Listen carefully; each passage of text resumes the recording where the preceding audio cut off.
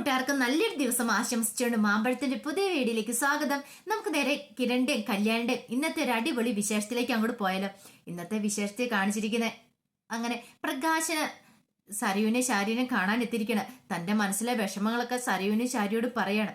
ഈ സമയത്ത് സരയു ചോദിച്ചു, അല്ല അങ്കിളെ, ഒരു കാര്യം ചോദിച്ചോട്ടെ, അവളുടെ കാറിനകത്ത് എന്തെങ്കിലും ഒരു കുതന്ത്രപ്പണി ഒപ്പിക്കാൻ അങ്കിളിന് പറ്റില്ലേ? അങ്കിള് വലിയ മെക്കാനിക്കല്ലെന്ന് ചോദിക്കാണ്. ഇത് കേട്ടതും പ്രകാശം പറഞ്ഞു, ഞാൻ ചെയ്യാഞ്ഞിട്ടാണോ മോളെ?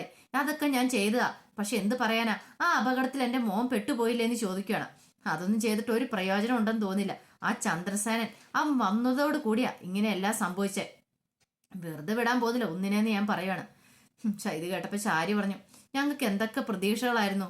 ആ രൂപേ ചന്ദ്രസേനും അവറ്റുകൾ രണ്ടും കൂടി ഒന്നിച്ചോടുകൂടി ഞങ്ങളുടെ കാര്യങ്ങളെല്ലാം അവതാളത്തിലായെന്ന് പറയാം. ഇത് കേട്ടതും പ്രകാശം പറഞ്ഞു, അവൾ എന്താ കാണിച്ചാന്നറിയാവോ? അവൾ ഞങ്ങളുടെ വീട്ടിലേക്ക് കഴിഞ്ഞ ദിവസം കയറി വന്നു. അതോ എന്റെ മരുമോൾ ക്ഷണിച്ച എന്റെ മോന് എത്ര നല്ല ബന്ധം കിട്ടേണ്ടതായിരുന്നു. എന്റെ മോനിപ്പോ കിട്ടിയിരിക്കുന്ന ബന്ധം ഉണ്ടല്ലോ, അവര് നാശത്തിന് വേണ്ടിയുള്ള ഒരുത്തിയെ കിട്ടിയിരിക്കുന്നത്. അവളും ആ കല്യാണി കിരണും എല്ലാം ചേർന്നിട്ടാ എന്നെ മോനെ ചതിക്കാനായിട്ട് ശ്രമിച്ചത്. പിന്നീട് വിരുന്നിന് വന്ന കാര്യത്തെക്കുറിച്ചൊക്കെ പറയണം. ഞാൻ ആകെപ്പാടം നാണം കെട്ട് തല താഴ്ത്തിപ്പോയി. ഇത്രയും വലിയ അപമാനം എനിക്ക് ഉണ്ടായിട്ടില്ല. ഞാൻ വിടാൻ പോകുന്നില്ല ഒന്നിനെ. എനിക്ക് എന്ത് ചെയ്യണമെന്ന് അറിയാന്ന് പറയണം. ഞാൻ ഇങ്ങോട്ട് ഓടി വന്നത് രാഹുലിന് എന്നെ സഹായിക്കാൻ പറ്റുമെന്ന് ഓർത്താ. ഇത് കേട്ടത് ശാരി പറഞ്ഞു, ഇനിയിപ്പോൾ അത് പറഞ്ഞിട്ട് കാര്യമില്ല പ്രകാശ. രാഹുലേട്ടൻ ഈ അവസ്ഥയെ കിടക്കുമല്ലേ, ഇനി അങ്ങേരെ കൊണ്ട് ഒന്നിനും പറ്റില്ല. ഇനിയിപ്പം നമ്മളായിട്ട് എന്തെങ്കിലും ചെയ്താലോ ഉള്ളെന്ന് പറയാം. ഒരു കാര്യം ചെയ്യാം, പ്രകാശൻ എന്ത് വേണം ചെയ്തോ, ഫുൾ സപ്പോർട്ടുമായിട്ട് ഞങ്ങൾ കൂടെ ഉണ്ടാവെന്ന് പറയാം. പ്രകാശൻ പറഞ്ഞു, ഇനിയിപ്പോൾ ആരും ഇല്ലെങ്കിലും ശരി, ഞാൻ സ്വന്തമായിട്ട് ചില തീരുമാനങ്ങളൊക്കെ എടുത്തിട്ടുണ്ട്. ഒന്നിനെ ഞാൻ വെറുതെ വിടാൻ പോകുന്നില്ല. ഈ പ്രകാശൻ ആരാന്ന് അറിയാൻ പോകുന്നുള്ളൂ എന്നും പറഞ്ഞിട്ട് മുണ്ടും മടക്കി കുത്തിയൊരു പോക്കായിരുന്നു.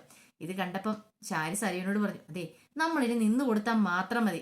അവനിനി കാര്യങ്ങളൊക്കെ ചെയ്തോളും. നമ്മുടെ ഭാഗത്തുനിന്ന് നമുക്കും ചെയ്യാന്ന് പറയണം. പിന്നീട് രാഹുൽ ഇങ്ങനെ കണ്ണു തുറന്ന് ചുറ്റും നോക്കുവാണ്. നോക്കിക്കഴിയുമ്പോഴത്തേനും മെന്റൽ ഹോസ്പിറ്റലാന്ന് പെട്ടെന്നൊരു ബോധം രാഹുലിന്റെ ഉള്ളിലേക്ക് ഉണ്ടാവുകയാണ്. ഈ സമയത്താണ് മനോഹർ അങ്ങോട്ട് കയറി വരുന്നത്. മനോഹറിനെ കണ്ടതും പറഞ്ഞു, നീ അല്ലടാ ഇതിനെല്ലാം പിന്നില്. ആകെപ്പാടെ നിന്നെ കൊണ്ട് എനിക്ക് ഉണ്ടാക്കുന്ന ഒരു ഗുണം എന്ന് പറഞ്ഞിട്ടുണ്ടെങ്കിൽ ഇത് മാത്രമേ ഉള്ളൂ. അധികം വൈകാതെ തന്നെ നീയും കിടക്കൂടാ ഇങ്ങനെ ഒരു സ്ഥലത്ത്. ഇപ്പം ഞാനാ മെന്റൽ ഹോസ്പിറ്റലില്. നാളെ ഇനി ഞാൻ കിടക്കാൻ പോകുന്ന ഇതുപോലെ ഒരു ഇരുമ്പുഴിക്കുള്ളിൽ കിടന്നാലും എനിക്ക് കുഴപ്പമൊന്നുമില്ല. ഞാൻ കിടക്കാൻ പോകുന്ന ഇരുമ്പുഴി ഏതാണെന്നറിയാവോ? ജയിലായിരിക്കും. അതിൽ ഇവിടെ കിടന്നാലും അവിടെ കിടന്നാലും എനിക്കെല്ലാം സമമാ.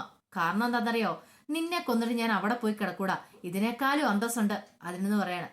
ഇത് കേട്ടത് മനോഹർ പറഞ്ഞു, ആഹാ, എന്റെ അമ്മായച്ചന്റെ ഉള്ളിലിരിപ്പൊക്കെ കൊള്ളാലോ. പിന്നെ നടക്കാൻ പോകുന്ന ആഗ്രഹമല്ലേ, അതൊരിക്കലും നടക്കാൻ പോകുന്നില്ലെന്ന് പറയാം. എടാ, നിനക്ക് നാണം ഉണ്ടോ അവിടെ ഇങ്ങനെ പറയാനായിട്ട്?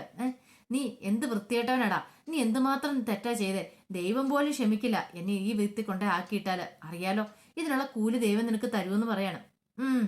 ദൈവത്തിന് ആ കൂലി എനിക്ക് തരാനല്ലേ ഇപ്പൊ സമയം. വേറെ എന്തൊക്കെ ജോലികളുണ്ട്. നിങ്ങളെപ്പോലെയുള്ള ഇത്രയും വലിയൊരു ബഹാസം എന്റെ മുന്നിൽ ഇരിക്കുമ്പോ നിങ്ങൾക്കിട്ടുള്ള കൂലി തന്നതിന് ശേഷമേ എനിക്കുള്ളത് കിട്ടുള്ളൂ. പിന്നെ നിങ്ങൾ കൂടുതൽ അഹങ്കരിക്കൊന്നും വേണ്ട. ഇതൊക്കെ നിസ്സാരം, ഇതൊന്നും അല്ല. ഇനി നിങ്ങൾ അനുഭവിക്കാൻ പോകുന്നുള്ളൂ. ഇപ്പൊ തന്നെ കണ്ടില്ലേ, ഒരു ചെറിയ ഷോക്ക് ട്രീറ്റ്മെന്റല്ലേ കിട്ടിയുള്ളൂ. ഇനിയിപ്പം നിങ്ങളുടെ കയ്യിലിരിപ്പ് കൊണ്ടാ നിങ്ങളുടെ കാലിലിപ്പൊ ചെങ്ങല കിട്ടിയിരിക്കുന്നത്. എന്താണെന്നറിയോ, നിങ്ങൾ എന്തിനാ ഇറങ്ങി ഓടാൻ പോയത്? ഓടാൻ പോയി കഴിഞ്ഞപ്പോൾ ഡോക്ടർ എന്നോട് ചോദിച്ചു, നീക്ക് എന്താ പറ്റിയെന്ന്. ഞാൻ പറഞ്ഞു, വലിയ കുഴപ്പമൊന്നുമില്ല. ചില സമയത്ത് അങ്ങോട്ട് വയലന്റ് ആവും. വയലന്റ് ആയിട്ടുണ്ടെങ്കിൽ കത്തിയെടുത്ത് എല്ലാവരും കൊല്ലാൻ വരുമെന്ന്. അതുകൊണ്ടാണ് നിങ്ങളുടെ കാലെ ചെങ്ങല ഇട്ടേക്കെന്ന് പറയാ. രാഹുൽ പറഞ്ഞു, എനിക്കറിയാടാ നീ ഇതല്ല ഇതിലപ്പുറം ചെയ്യൂന്ന്. നിനക്കിട്ട് ഞാൻ വെച്ചിട്ടുണ്ടെന്ന് പറയാം. അതിന് നിങ്ങൾ ഇവിടെ നിന്ന് ഇറങ്ങിയിട്ട് വേണ്ടേ? ഇനിയിപ്പം നിങ്ങൾ ഇവിടെ തന്നെ കിടക്കും. നിങ്ങൾ ഭ്രാന്തനാവും. ഇനിയിപ്പം നിങ്ങൾക്ക് ഭ്രാന്തില്ലേലും നിങ്ങൾ ഇവിടെ കിടന്ന് ഭ്രാന്തനാവും. അവസാനം ബഹാസറിന് ഇങ്ങനെ നാട്ടിക്കൂടെ ഓടി നടക്കും. ആ ഒരു കാഴ്ച ഞാൻ കാണുന്നു പറയണ. എടാ, നിനക്കും കിട്ടൂടാ അതിന്റെ കൂലി. നീ ഇതിനേക്കാളും വലിയ തെറ്റല്ലേ ചെയ്തേന്ന് ചോദിക്കുക. ഞാൻ എന്ത് തെറ്റ് ചെയ്തു? അതെ, ഞാൻ ഓരോ പെൺകുട്ടികളെ സ്നേഹിക്കും. അവരെ ആ സ്നേഹിക്കുന്ന സമയത്ത് ഞാൻ പൊന്നുപോലെ നോക്കുന്നേ. അവർക്ക് വേണ്ടുന്ന സ്നേഹം വാരിക്കോരിയും കൂടി കൊടുക്കും. അത് നിനക്ക് മനസ്സിലായില്ലേ? പക്ഷെ നിങ്ങൾ ചെയ്യുന്നോ? നിങ്ങളുടെ പെങ്ങളുടെയും ഭർത്താവിന്റെയും ജീവിതം എത്രയോ വർഷക്കാലമാണ് നിങ്ങൾ അവരെ നരകയാതിന് അനുഭവിച്ചേ. അവരുടെ നല്ല ജീവിതമല്ലേ നിങ്ങൾ തകർത്തെറിഞ്ഞേ. അങ്ങനെയുള്ള നിങ്ങളോട് അവരെങ്ങനെയാടാ പൊറുക്കുന്നേ? അവര് മാത്രമല്ല, ദൈവം പോലും പൊറുക്കില്ല. പക്ഷെ ഞാൻ ഓരോ പെണ്ണുങ്ങൾക്ക് അവർക്ക് വേണ്ടുന്ന സുഖവും സന്തോഷം കൊടുത്തതിന് ശേഷമല്ലേ പോകുന്നേ. അവരോടൊപ്പമുള്ള സമയം ഞാൻ അവർക്ക് സുഖവും സന്തോഷവും കൊടുത്തിട്ടുള്ളൂ. പിന്നെ നിങ്ങളുടെ മോടെ കാര്യത്തിൽ ഞാനൊരു തീരുമാനം എടുത്തിട്ടെന്ന് പറയാം. നിങ്ങൾ കണ്ടു, ഒരു ദിവസം ഞാൻ അവളെയും കൊണ്ട് അമേരിക്കയ്ക്കാന്ന് പറഞ്ഞ് ഒരു ഒറ്റ പോക്കങ്ങോട്ട് പോകും. അങ്ങനെ പിന്നെ അവിടെ ചെന്നിട്ടല്ല, അങ്ങോട്ട് പോവാനായിട്ട് എയർപോർട്ടിൽ ചെന്ന് കഴിയുമ്പോൾ ഞാൻ അവളെ അവിടെ നിർത്തിയിട്ട് ഒരു മുങ്ങലങ്ങ് മുങ്ങും. 1 മിനിറ്റ് എന്നും പറഞ്ഞിട്ട് ആ 1 മിനിറ്റ് കഴിഞ്ഞ് അവൾ എന്നെ നോക്കിക്കഴിഞ്ഞാൽ മഷിയിട്ട് നോക്കിയാൽ പോലും പിന്നെ കാണില്ല. പിന്നെ ഞാൻ എവിടെ ഉണ്ടെന്ന് പോലും അറിയാൻ കഴിയില്ല. അതാണ് ഇനി ഞാൻ ചെയ്യാൻ പോകുന്നത്. എൻ്റെ അമ്മായിച്ച, നിങ്ങൾക്ക് ഇതൊക്കെ നോക്കിയും കണ്ട് നിൽക്കാനല്ലേ പറ്റുള്ളൂ എന്ന് പറയണം. എടാ നിനക്കിട്ടുണ്ടല്ലോ, ഞാനിവിടെ നിന്ന് ഏക്കട്ടെ എന്ന് പറയണം. നിങ്ങൾ ഇവിടെ നിന്ന് എങ്ങോട്ടേക്കാനായിട്ട്? ഇനിയിപ്പം നിങ്ങൾ എന്തൊക്കെ പറഞ്ഞു പറഞ്ഞാലും ആരും വിശ്വസിക്കാൻ പോകുന്നില്ല അമ്മായിച്ച. ഞാൻ പറയുന്നത് മാത്രമേ വിശ്വസിക്കുള്ളൂ. നിങ്ങൾ ഇവിടെ കിടക്ക്. ഇവിടെ കിടന്ന് ഇങ്ങനെ നരകയാതന അനുഭവിക്കണം. നിങ്ങൾ എനിക്കെതിരെ തിരിഞ്ഞില്ലേ? ഈ മനോഹർ ആരാ നിങ്ങൾ അറിയാൻ പോകുന്നുള്ളൂ. നിങ്ങൾ ചെയ്തത്രം പാവമൊന്നും ഈ മനോഹർ ചെയ്തിട്ടില്ല. അതുകൊണ്ട് ഇവിടെ കിടന്ന് അനുഭവിക്കാൻ പറയണേ. ഈ സമയത്താണ് സരയു അങ്ങോട്ട് കയറി വരുന്നത്. സരയനെ കണ്ടതും പെട്ടെന്ന് മനോഹർ തന്റെ ഭാവമൊക്കെ ഇങ്ങോട്ട് മാറ്റി. സരയനെ കണ്ടപ്പോൾ മോളെ കണ്ടില്ലേ, ഈ അച്ഛന്റെ കിടപ്പ് കണ്ട് എനിക്ക് സഹിക്കാൻ പറ്റുന്നില്ലെന്ന് പറയാം. ഇത് കേട്ടത് സരയ പറഞ്ഞു, ശരിയാ മനുവേട്ടാ, അതുകൊണ്ട് അമ്മ പോലും വരാത്തെ. അമ്മയ്ക്ക് ഈ കിടപ്പ് കാണാൻ പറ്റില്ലെന്ന്. ഇത് കേട്ട് കഴിയുമ്പോൾ രാഹുൽ പറഞ്ഞു, മോളെ നീ എനിക്ക് ഭ്രാന്തുണ്ടെന്ന് വിശ്വസിക്കുന്നുണ്ടോ? എനിക്ക് ഒരു കുഴപ്പമില്ല. അതെ, എനിക്ക് ഭ്രാന്താന്ന് പറഞ്ഞ് ഇവനാ സമനില തെറ്റിയത്. ഒരു കാര്യം ഞാൻ പറഞ്ഞേക്കാം, ഇന്ന് നിങ്ങൾ എന്നെ ഇവിടെ കൊണ്ട കിടത്തിയിട്ടുണ്ടെങ്കിൽ നാളെ നിങ്ങൾക്കായിരിക്കും, നിനക്കും അമ്മയ്ക്കും ആയിരിക്കും ഈ ഗതി ഉണ്ടാകാൻ പോന്നെ. ഇവൻ പറയുന്ന വാക്ക് വിശ്വസിച്ചിട്ടുണ്ടെങ്കിൽ ഇവനെ വിശ്വസിക്കില്ല മോനെ. ഇവൻ കള്ളനാ, ചതിയനാ.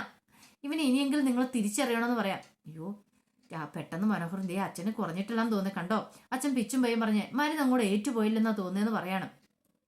ഇത് കേട്ട് കഴിഞ്ഞപ്പോഴത്തേനും സരയു പറഞ്ഞു, അച്ഛൻ ഗുളിക കഴിക്കുന്നില്ലേ? അച്ഛന് ഒരു കുഴപ്പമില്ല, 2-3 ദിവസം കഴിഞ്ഞാൽ കുറയാവുന്നുള്ളൂ. മോളെ ഞാൻ പറയുന്നൊന്നും വിശ്വസിക്കുക, ഇനിയെങ്കിലും എന്നെ വിശ്വസിക്കുക.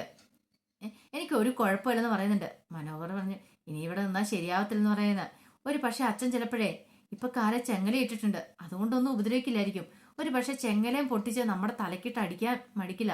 അതുകൊണ്ട് ഇനി ഇവിടെ നിൽക്കുന്നത് ശരിയല്ല എന്ന് പറയണം. അതേടാ, നിന്നെ ഒരു ദിവസം ഞാൻ തല്ലിക്കൊല്ലും. ഞാനിവിടെ നിന്ന് ഇറങ്ങിക്കോട്ടെ, അതെനിക്കൊരു ദിവസം കിട്ടുമെന്ന് പറയണം. പെട്ടെന്ന് സരി പറഞ്ഞു, വാ മനുവേട്ടാ, നമുക്ക് പോയേക്കാം. അച്ഛൻ അസുഖം ഭേദമായിട്ട് ഇനി ഇങ്ങോട്ട് വന്നാൽ മതി എന്ന് പറഞ്ഞുകൊണ്ട് മനോഹറിന്റെ കൈയും പിടിച്ചുകൊണ്ട് സരയും അങ്ങോട്ട് ഇറങ്ങി പോകണം. ഒരു അടി കിട്ടിയ അവസ്ഥയിലാണ് രാഹുൽ ഇരിക്കുന്നത്. ഈ സമയത്ത് രൂപ ഇങ്ങനെ ആലോചിക്കുക, അങ്ങേരെ ഒന്ന് വിളിച്ചാലോ തന്റെ ആങ്ങളേനെ? വിളിക്കാതിരുന്നാൽ ബഗാസുവിന് എന്തെങ്കിലും സംശയം തോന്നും, ഒന്ന് വിളിച്ചേക്കാം എന്നോർത്ത് വിളിക്കുകയാണ്. വിളിച്ചു കഴിഞ്ഞപ്പോൾ രാഹുൽ പറഞ്ഞു, രൂപേ ഞാനിപ്പോൾ ഹോസ്പിറ്റലാന്ന് പറയണം. ഹോസ്പിറ്റൽ? ഏത് ഹോസ്പിറ്റല്? രൂപ ഞാൻ മെന്റൽ ഹോസ്പിറ്റലാ. അതെന്ത് പറ്റി രാഹുലേട്ടാ? ആർക്ക് എന്താ കുഴപ്പമെന്ന് ചോദിക്കണം. എൻ്റെ രൂപയൊന്നും പറയണ്ട, എൻ്റെ ഭാര്യയും പിന്നെ എൻ്റെ മരുമോൻ എന്ന് പറയുന്ന ഒരുത്തനും ഇവിടെ വന്ന് കയറിയിട്ടുണ്ടല്ലോ. അവൻ എന്നെ കൊണ്ട് മെന്റൽ ഹോസ്പിറ്റലാക്കി ആക്കിയേക്കുക. എനിക്കൊരു കുഴപ്പമില്ല രൂപേ, ഞാൻ പറഞ്ഞിട്ടൊന്നും ആരും വിശ്വസിക്കില്ലെന്ന് പറയാം. ഓഹോ, അപ്പ അതാണ് ഇത്. ഞാൻ മുമ്പേ അറിഞ്ഞ കാര്യങ്ങളില്ലേ? നീ അവിടെ കിടന്ന് അനുഭവിക്കടാ. എന്നോടും എൻ്റെ മക്കളോടും ഒക്കെ ചെയ്ത ചതി പെട്ടെന്ന് പൊറുക്കാൻ പറ്റുന്ന കാര്യമാണോ? നീ അവിടെ കിടന്ന് നരകയാതന അനുഭവിക്കുക. അല്ല രാഹുലേട്ടാ, സോണിയുടെ ആൽബിയുടെ കല്യാണം കഴിഞ്ഞായിരുന്നു. ഞാൻ ആ വീഡിയോ ഇട്ട് തന്നായിരുന്നു, കണ്ടില്ലായിരുന്നു ചോദിക്കാം. കണ്ടായിരുന്നു. അവർക്ക് ദീർഘായുസ് ഉണ്ടാകട്ടെ, ഞാൻ അവർക്ക് വേണ്ടി പ്രാർത്ഥിച്ചായിരുന്നു പറയാം. രൂപ പറഞ്ഞു, ഓ പറഞ്ഞിട്ടൊന്നും കാര്യമില്ല രാഹുലേട്ടാ, അവരെ ഇല്ലാതാക്കാനായിട്ട് ആ കുഞ്ഞിനെ ആരോ തട്ടിക്കൊണ്ടുപോയി. കുഞ്ഞിനെ മാത്രമല്ല, കല്യാണം മുടക്കാനായിട്ട് ആ കാറ് വരെ ബോംബ് വെച്ചു. കാറ് വല്ല കത്തിക്കരിഞ്ഞു പോയി, അറിയാവോ? ഇത് കേട്ടുമ്പോൾ രാഹുൽ എല്ലാത്തിനും പിന്നെ പ്രകാശനായിരിക്കും എന്ന് പറയണം. അതേടാ, പ്രകാശനാന്ന് എനിക്കറിയാം. നീയാണോ പ്രകാശനാണെന്ന് എനിക്ക് നല്ലവണ്ണം അറിയാം. നീ ഇനി അവിടെ കിടന്ന് അനുഭവിക്കണം. നീ ഭ്രാന്തനെ പോലെ ഇതിലൂടെ കിടന്ന് ഓടി നടക്കും, ഇതിലൂടെ ഭ്രാന്തനെ പോലെ. ആ കാഴ്ച ഞാൻ വന്ന് കാണൂടാ. ആ ദിവസത്തിനായിട്ട് ഞാൻ കാത്തിരിക്കുമെന്ന് രൂപ മനസ്സിൽ പറയണം. രൂപേ പിന്നെ ഒരു കാര്യമുണ്ട്, ഞാൻ പറഞ്ഞ പോലെയൊക്കെ കാര്യങ്ങൾ നടത്തണമെന്ന് പറയാ.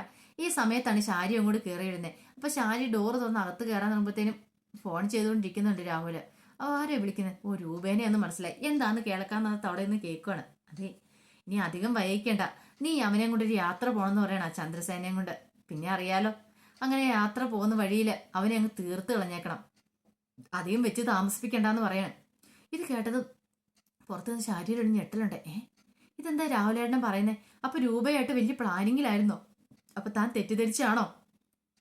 പെട്ടെന്ന് തന്നെ രൂപ പറഞ്ഞു, അതൊന്നും ഓർത്ത് ഏട്ടൻ വിഷമിക്കേണ്ട, ആ കാര്യങ്ങളൊക്കെ ഞാൻ നടപ്പിലാക്കണം. പക്ഷെ പെട്ടെന്ന് എനിക്ക് അങ്ങനെ ചെയ്യാൻ പറ്റില്ല.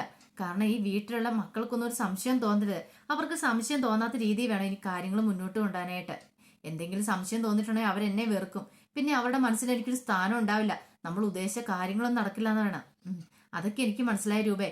നീ അതിന്റെ എങ്ങനെയാന്ന് വെച്ചിട്ടുണ്ടെങ്കിൽ അതിന് നയത്തില കാര്യങ്ങളൊക്കെ നീക്കിയാൽ മതി. ഇനി നമ്മൾ ആ വാർത്തയ്ക്ക് വേണ്ടിയായിരിക്കും ഞാൻ ഇനി കാത്തിരിക്കുന്നത്. എൻ്റെ ഏക പ്രതീക്ഷ അത് മാത്രമാണെന്ന് പറയണം. രൂപ പറഞ്ഞു, ഏട്ടൻ ധൈര്യമായിട്ടിരിക്കുമ്പോൾ എൻ്റെ ഫോൺ വെക്കുവാണ്. അതേടാ, ഞാൻ ഇല്ലാതാക്കുന്നുണ്ട് എൻ്റെ ഭർത്താവിനെ, നീ കണ്ടോ ആർക്കാ എന്താ സംഭവിക്കാൻ പോകുന്നത് പറഞ്ഞിട്ട് രൂപ മനസ്സിൽ പറഞ്ഞിട്ട് രൂപയെ ഫോൺ വെക്കുവാണ്. ഈ സമയത്ത് സന്തോഷത്തോടുകൂടി ശാരി അങ്ങോട്ട് കയറി വരുവാണ്. ശാരി വന്നിട്ട് ചോദിച്ചു, അല്ല രാഹുലേട്ടൻ ഇപ്പൊ എങ്ങനെയുണ്ടെന്ന് ചോദിക്കണം. എനിക്ക് ഒരു കുഴപ്പമില്ല. ഓ ഇപ്പോഴെനിക്കൊരു സമാധാനം എന്ന് പറയാം. അല്ല എന്താ നിന്റെ മുഖത്തൊരു ചിരിയൊക്കെ ഉണ്ടല്ലോ, എന്താ ഭയങ്കര സന്തോഷം എന്ന് ചോദിക്കും. ഒന്നുമില്ല, എന്തോ കാര്യമായിട്ടുണ്ട്, എന്താണെങ്കിലും എന്നോട് പറ. ഇല്ല രാഹുലേട്ടാ, രാഹുലേട്ട അസുഖമൊക്കെ പെട്ടെന്ന് ഭേദമാകട്ടെ, അതൊക്കെ ഓർത്ത് ഞാൻ സന്തോഷിച്ചാന്ന് പറയാം. അതെ, നീ ഇപ്പോഴും വിശ്വസിക്കുന്നുണ്ടോ എനിക്ക് അസുഖം ഉണ്ടെന്ന്? ഇത് കേട്ടത് ശാരി പറഞ്ഞു, ഏ രാഹുലേട്ട ഇപ്പൊ ഒരു കുഴപ്പമില്ല, അതേ മെഡിസിനൊക്കെ മുടങ്ങാതെ കഴിക്കണം കേട്ടോ, ഇനി അമാന്തിക്കരുത്, എന്നാൽ ഞാൻ അങ്ങോട്ട് ചെല്ലട്ടെ എന്ന് പറഞ്ഞ സന്തോഷത്തോടു കൂടി ശാരി അങ്ങോട്ട് പോവാണ്. അപ്പൊ രാഹുൽ ഓർത്ത് ഇവൾക്ക് ഇത് എന്ത് പറ്റി, എല്ലാരും കൂടെ തന്നെ കുഴിക്കകത്ത് കൊണ്ട് ഇട്ടേക്കുക, ഇതിനുള്ള പണി ഞാൻ കൊടുക്കുന്നുണ്ട് എന്ന് രാഹുൽ മനസ്സിൽ കരുതുകയാണ്. പിന്നീട് കാണിക്കുന്ന വീട്ടിൽ സരു ആകെപ്പാടെ ടെൻഷൻ അടിച്ചിരിക്കുകയാണ്. ഈ സമയത്ത് ശാരി അങ്ങോട്ട് വരുന്നത്. ശാരി വന്നിട്ട് സരിയോട് പറഞ്ഞു, അതേ ഒരു സന്തോഷ വർത്താനം ഉണ്ടെന്ന് പറയും. എന്താ അമ്മ സന്തോഷ വർത്താനം? അച്ഛൻ അവിടെ ഹോസ്പിറ്റലിൽ കിടക്കോ, നമുക്ക് എന്ത് സന്തോഷം ഉണ്ടാവാനെന്ന് ചോദിക്കുകയാണ്. അതോ, അത് പുറത്തു പറയാൻ പറ്റില്ല എന്ന് പറഞ്ഞു. അതെന്താ അമ്മ അങ്ങനെ പറഞ്ഞു? അത് നമ്മൾ രണ്ടും അറിഞ്ഞിരിക്കേണ്ട ഒരു സന്തോഷ വർത്താനമാണ്, എന്തുണ്ടെങ്കിലും ഈ എന്നോട് പറ. അതെ, ഞാനിന്ന് നിന്റെ അച്ഛൻ രൂപേനെ വിളിക്കുന്ന കേട്ടായിരുന്നു, അവർ രണ്ടുപേരും വലിയ പ്ലാനിങ്ങിലെന്ന് പറയും. പ്ലാനിങ്ങിൽ എന്ത് പ്ലാനിങ്ങില്? അല്ല നമ്മളെല്ലാം വിചാരിച്ചുകൊണ്ടിരിക്കണേ ആ സേനനോട് രൂപയ്ക്ക് ഭയങ്കര ഇഷ്ടമാണെന്നല്ലേ, അവർ തമ്മിൽ പ്രണയത്തിലാണെന്നല്ലേ വിചാരിച്ചുകൊണ്ടിരിക്കുന്നത്. അല്ലാതെ പിന്നെ ഇടി അതൊക്കെ ഒരു പ്ലാനിങ്ങാ. പതൊക്കെ സ്നേഹിച്ച് ഭർത്താവിനെ ഇങ്ങനെ സ്നേഹിച്ച് കൊല്ലുന്ന കണ്ടിട്ടുണ്ടോ എന്ന് പറഞ്ഞ പോലെ രൂപയുടെ തന്ത്രം. ഇപ്പം രൂപയും രാഹുലേട്ടനും തമ്മിൽ ആ തന്ത്രങ്ങളൊക്കെ മെനഞ്ഞേക്കുക. രൂപ ചന്ദ്രസേനെ സ്നേഹിക്കുന്നതായിട്ട് അഭിനയിച്ചുകൊണ്ടിരിക്കുക, ചന്ദ്രസേനെ ഇല്ലാതാക്കാനായിട്ട്. അത് ഞാൻ ഒളിഞ്ഞു നിന്ന് കേട്ടെന്ന് പറയണം. ഇത് കേട്ടത് സരി ചോദിച്ചു, ശരിയാണോ അമ്മ ഈ പറയണേന്ന് ചോദിക്കുകയാണ്. ശരിയാ മോളെ എന്ന് പറയാണ്. അപ്പൊ ഇത് കേട്ട് സരുവിന് സന്തോഷം, മതി ഇത് മതി എന്നോർത്ത് സരിയു സന്തോഷിച്ച് നിൽക്കുകയാണ്. അതിന്റെ വിശേഷങ്ങളൊക്കെ എന്ന് കണ്ടത്. ഇതിന്റെ ബാക്കി വിശേഷങ്ങളുമായിട്ട് വൈകുന്നേരത്തെ പ്രമോയി ഞാൻ വരാട്ടോ. ഒരിക്കൽ കൂടി എല്ലാവർക്കും നല്ലൊരു ദിവസം ആശംസിച്ചുകൊണ്ട് നിർത്തുന്നു. നന്ദി.